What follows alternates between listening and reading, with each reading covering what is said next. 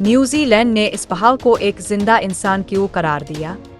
New Zealand میں ایک پہاڑی کو قانونی شخص کا درجہ قرار دے دیا گیا ہے۔ جی ہاں، واقعی ایک نئے قانون کے تحت نیوزی لینڈ کے قدیم باشندوں کے لیے مقدس سمجھے جانے والے پہاڑ کو ایک شخصیت کا درجہ دیا گیا ہے۔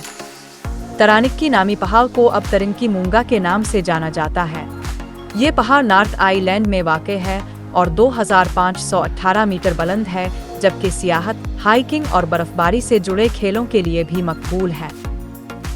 اس کی نئی قانونی حیثیت کے لیے قانون کی منظوری 30 جنوری 2025 کو دی گئی اور قانونی شخصیت کے طور پر اسے ٹوخا ٹوپا کا نام دیا گیا ہے۔ حکومت اور ماوری قبائل کے درمیان تصفیہ کرانے میں مدد فراہم کرنے والے رکن پارلیمان پال گولڈ اسمتھ کے مطابق اس پہاڑ کو عرصے سے اعزازی بزرگ قرار دیا جاتا تھا۔ 18ویں اور 19ویں صدی میں نیوزی لینڈ برطانیہ کے زیر تحت گیا تو اس خطے اور پھر پہاڑ کا نام ترنکی رکھ دیا گیا۔ اس کے بعد مقامی قبائل کو وہاں اپنی رسومات ادا کرنے سے روک دیا گیا اور سیاحت کو فروغ دیا جانے لگا۔ مقامی قبائل نے 1970 اور 80 کی دہائی میں تحریک کا آغاز کیا تاکہ ماوری زبان، ثقافت اور حقوق کو نیوزی لینڈ کے قوانین کے تحت تسلیم کیا جائے۔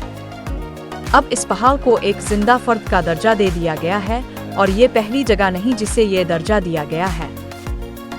اس سے پہلے 2014 میں سب سے پہلے یورویرا کو بھی زندہ شخصیت کا درجہ دیا گیا تھا۔